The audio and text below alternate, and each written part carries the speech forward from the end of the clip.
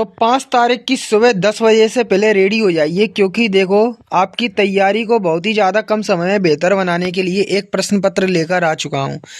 निश्चित ही देखो तैयारी आपकी अभी जारी होगी, पर अब यह जो पेपर है इसे आप समय से पूर्व देखो लगा लेते हैं तो देखो तैयारी अब बहुत ही ज़्यादा आपकी बेहतर होने वाली है, क्योंकि तैयारी के साथ प्रश्न पत्र या जो है वह आपकी तैयारी को बहुत ही ज़्यादा बेहतर बनाने वाला है।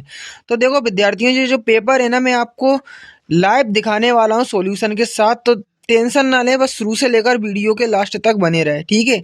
अब देखो आप पूरा पेपर जो है देख सकते हो, बकायदा ऊपर प्रदर्शित है कक्षा 9वीं वार्षिक परीक्षा 24-25, ठीक है। हिंदी कोड वगैरह बकायदा आपका प्रदर्शित है, ठीक है, देख सकते हो, बकायदा निर्देश वगैरह आपके यहाँ पर प्रदर्शित है। अब देखो अपन पेपर का पहला प्रश्न देख लेते हैं। तो देखो पेपर का पहला प्रश्न है सही विकल्प से संबंधित, क्या है कि कबीर की भाषा है तो अवधी, राजस्थानी, ब्रज या सधुक्कड़ी, देखो ये लिखा है। तो इसका आंसर क्या होगा? जो कबीरदास की भाषा थी वो देखो अवधी भाषा थी, ठीक है। और देखो, तो देखो वैसे तो सदुक्कड़ी भी गलत नहीं है, सदुक्कड़ी भी राइट सही रहेगा, ठीक है। हिंदी साहित्य का स्वर्ण युग माना गया है तो भक्ति काल को माना गया है, ठीक है। अब देखो काव्य के भेद माने जाते हैं, तो देखो काव्य के 2 भेद माने जाते हैं, ठीक है। इसके बाद देखो झूरी ने दोनों बेलों को भेजा था, मौसी के घर, दादी के घर, ससुराल या नानी के घर। तो देखो इसका आंसर क्या रहेगा? ससुराल, ठीक है। अब देखो संधि के प्रकार होते हैं, संधि कितने प्रकार की होती है? 3 प्रकार की होती है, ठीक है। अब फणेश्वर नाथ रेणु ने प्रसिद्ध आंचलिक उपन्यास का नाम बताना, तो मेला आंचल, ठीक है, मेला आंचल इसका आंसर सही रहने वाला है। अब देखो यहाँ पर एक केदी और कोयल दोनों ही खालिस्तान देश के वासी हैं, तो स्वतंत्र, ठीक है। अब मात्रिक छंद में खालिस्तान की गणना होती है तो मात्रा की होती है, ठीक है। अब शब्द अलंकार में खालिस्तान के द्वारा चमत्कार होता है तो वर्ण के द्वारा, ठीक है। शब्द अलंकार में किसके द्वारा होता है? तो देखो शब्द अलंकार में शब्द, इधर शब्द है ना, शब्द शब्दों के द्वारा होता है, वर्ण के द्वारा नहीं, शब्द के द्वारा, ठीक है। और मात्रिक छंद में मात्रा की गणना होती है। और केदी और कोकिला दोनों ही यहाँ पर जो है, केदी और कोकिला दोनों ही यहाँ पर, तो देखो उन राइटों पर विश्वास ना करें, जो मैं बता रहा हूँ उस पर ध्यान दे। गुलाम देश के वासी हैं, ठीक है, गुलाम देश के वासी हैं। तो इसका जो आंसर रहेगा, देखो मैं यहाँ पर जो राइट है आपको उनके भरोसे नहीं रहना है, क्योंकि यहाँ पर मैं गूगल पर आपको बिल्कुल जो करेक्ट आंसर होना चाहिए वो बता रहा हूँ, ठीक है। तो कैदी और कोकिला में कौन सा है? गुलाम देश के, ठीक है, ये सही है गुलाम वाला, क्योंकि ये राइट किसी विद्यार्थी ने लगाए पेपर में तो ये गलत है, ठीक है। गुलाम, इसमें आंसर गुलाम सही रहे, गुलाम रहेगा, ठीक है। अब देखो महादेवी वर्मा को छात्रावास में किस नाम की लड़की मिली थी? तो निशा, जेवुन्नी, गीता। देखो इसका आंसर यहाँ पर ऑप्शन है निशा, जेवुन्नीसा, तो ये आंसर सही रहेगा, ठीक है। वे शब्दांश जो शब्द के अंत में लगते हैं वह क्या कहलाते हैं? प्रत्यय कहलाते हैं, ठीक है, प्रत्यय कहलाते हैं, ये सही है। रीढ़ की हड्डी एकांकी में कुल कितने पात्र हैं?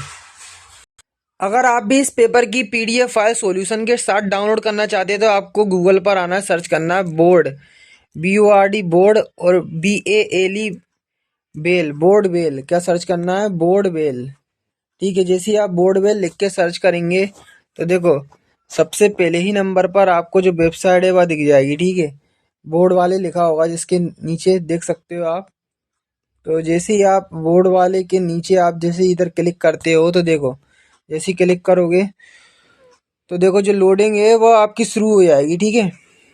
अब आपको करना क्या है कि प्रोसेस में बता रहा हूँ उस पर ध्यान देना है, ठीक है। सबसे पहले तो अपन इसको मोबाइल के फॉर्मेट में खोल लेते हैं। देखो अब यहाँ पर आपको इस तरह से वेबसाइट दिखेगी, यहाँ पे 3 बार दिखेंगे, इन 3 बार पर क्लिक कर देना है। जैसे 3 बार पर क्लिक करोगे तो यहाँ पर आपको दिखेगा दूसरे नंबर पर बोर्ड पेपर, बोर्ड पेपर्स, ठीक है। तो इसी पर क्लिक कर देना है। जैसे ही क्लिक करोगे बोर्ड पेपर्स पे तो अब आपको यहाँ पे अपना 9th का पेपर तलाश करना है, ठीक है। नीचे आना है, नीचे आते जाना है, ठीक है। 9th हिंदी का, किसका? 9th हिंदी का। तो देखो नीचे अगर आओगे तो आपको अपना किसका देखना है? हिंदी का। तो नीचे आते जाओ, हिंदी को देखो बस। यहाँ पे दूसरा नंबर सेलेक्ट करते हैं, थोड़ा वो नीचे आएंगे अब, ठीक है, तो यहाँ पर देखो दूसरे नंबर पे क्लिक करा तो यहाँ पर मेरे को दिख गया क्या कि क्लास 9 हिंदी पेपर 2025 MP और सीधा एक लिंक में करे PDF फाइल डाउनलोड। जैसे क्लिक करा देखो, अब नीचे आना है, नीचे आना है, यहाँ से आप फ्री ज्वाइन कर सकते हो हमारे टेलीग्राम ग्रुप को। अब अगर नीचे आओगे तो यहाँ पर आपको देखो सबसे पहले पूरा जो डिटेल है पेपर से संबंधित ये आपको पढ़ लेना है, क्योंकि कल के पेपर को देखते हुए इसमें ऐसी बातें बताई गई हैं जो कि आपको नहीं पता है, वो आपको पढ़कर यहाँ पर पता लग जाएगी। अब देखो पूरी जानकारी को ध्यानपूर्वक पढ़ते आना है। अब देखो यहाँ पर आपको लिंक मिल जाएगी class 9 Hindi paper PDF link, तो यहाँ पर क्लिक करके सीधा जो PDF है वह डाउनलोड हो जाएगी और अन्य विषय की भी यहाँ पर आप कर लोगे, ठीक है, और वीडियो भी देख सकते हो। तो देख सकते हो रीढ़ की हड्डी में कुल 6 पात्र बिल्कुल सही है। अब देखो यहाँ पर सुमित्रा नंदन पंत प्रकृति के सुकुमार कवि है, तो कथन सत्य बिल्कुल सही है। रस की संख्या 33 होती है, असत्य कथन है, ठीक है, ये सही है। लॉरेंस को कबूतर से प्रेम था, तो कथन असत्य है, ठीक है। और तिब्बती जमीन छोटे बड़े जमींदारों में बटी थी, तो कथन सत्य बिल्कुल सही है। दंड का विलोम सजा है, असत्य है ये कथन, ठीक है। और नानी के मन में देश की आजादी के प्रति जुनून था, तो यह कथन बिल्कुल सत्य है आपका। पर एक प्रश्न था जो कि कंफ्यूजन पैदा कर रहा था, देखो कबीरदास की भाषा सदुक्कड़ी थी, ठीक है। चलो आयो मैचिंग को ही मैच कर ले। देखो तो देखो बाघ है, सबसे पहले बाघ को अपन मैच कर लेते, बाघ की मैचिंग किससे मिलेगी। पर इससे पहले इंद्र का पर्यायवाची है, देखो इंद्र का पर्यायवाची सुरपति, रीढ़ की हड्डी, रीढ़ की हड्डी तो जगदीश चंद्र माथुर से इसकी मैचिंग मिला देंगे। और ही भर तो इसकी मैचिंग अपन किससे मिला देंगे, ये क्या है, निपात शब्द है, ठीक है। और तिब्बत में सबसे खतरे की जगह, तो देखो इसको अपन रुक जाओ क्या है, तिब्बत में सबसे खतरे की जगह, अभी इसको रोक देते हैं, ठीक है। तिब्बत में सबसे खतरे की जगह का बात चल रही थी, देखो तिब्बत में सबसे खतरे की जगह खरपति आश्रय ये नहीं है, देखो ठीक है। तिब्बत में सबसे खतरे की जगह हो गया डाणे, ठीक है, क्या है, तिब्बत में सबसे खतरे की जगह डाणे। अब उपमा के अंक, तो उपमा के अंक कितने होंगे, 4। और बाघ की मैचिंग मिल जाएगी लल देश से, ठीक है। तो इस तरह से मैच मिला लेंगे इसकी। अब मानसरोवर से कवि का क्या आशय है, आपको बताना है कि मानसरोवर से कवि का क्या आशय है। तो देख लो विद्यार्थियों, मानसरोवर शब्द का इस्तेमाल संत कबीर ने नदियों ने अपने काव्य में किया है। इसका मतलब होता है हृदय रूपी तालाब या मन रूपी पवित्र सरोवर, ठीक है। ये आपका इसका आंसर रहने वाला है। कविता में मानसरोवर शब्द का इस्तेमाल प्रतीकात्मक रूप में किया है, ठीक है। अब आप देखो पंडित जगन्नाथ के अनुसार काव्य की परिभाषा आपको बताना है। तो देखो पंडित जगन्नाथ के शब्दों में काव्य की जो परिभाषा है मैं बताता हूँ। आचार्य पंडित जगन्नाथ ने काव्य की परिभाषा इस प्रकार दी कि रमणीय अर्थ प्रतिपादक शब्द काव्य, अर्थात रमणीय अर्थ को प्रतिपादन करने वाला शब्द क्या काव्य है। हाँ तो विद्यार्थियों अगला प्रश्न देख लेते हैं, कौन सी जीवन शैली वर्चस्व स्थापित करती जा रही है। हाँ तो देख लो एक नई जीवन शैली अपना वर्चस्व स्थापित कर रही है, कौन, एक नई जीवन शैली। अब आपको आगे का प्रश्न देख सकते हो कि अग्नि का तद्भव बताना है। तो देखो अग्नि जो है उसका तद्भव होगा आग, ठीक है, आग इसका आंसर सही रहने वाला है। अब इस जल प्रलय में बाढ़ के पानी को क्या कहा गया है। इस जल प्रलय में बाढ़ के पानी को प्रलय का जल या मृत्यु का तरल दूत कहा गया है, तो ये इसका आंसर सही होगा। अब देखते चलो अगला प्रश्न, मृदुला गर्ग के नाना पढ़ाई करने कहाँ गए थे। तो इसका आंसर है रेखिका मृदुला गर्ग के नाना बैरिस्टर की पढ़ाई करने इंग्लैंड चले गए थे। तो आपके ऑब्जेक्टिव बेस्ड प्रश्न खत्म हो गए, अब 2 अंक वाले आ चुके हैं। देखो तो पद्य साहित्य के इतिहास को कितने कालों में बांटा गया है, सभी के नाम। छायावाद के 4 कवियों के आपको नाम लिख देना है। माखनलाल चतुर्वेदी की 2 काव्यगत विशेषताएं बताना है। सर्वदयाल सर्वसक्सेना के काव्य सुंदर की 2 विशेषताएं। मनुष्य ईश्वर को कहाँ ढूंढता फिरता है। कवि सुमित्रा नंदन पंत ने गांव को हरता जनमन क्यों कहा है। किस शासन की तुलना में तम के प्रभाव से की गई है और क्यों। बच्चों का काम पर जाना धरती के एक बड़े हादसे के समान है, क्यों। रस किसे कहते हैं, रस के अंगों के आपको नाम लिखना है। दोहा छंद की परिभाषा उदाहरण सहित आपको लिखना है। अब महाकाव्य और खंडकाव्य में आपको दो अंतर लिखना है। अनुप्रास अलंकार की परिभाषा उदाहरण सहित यहाँ पर आपको लिखना है।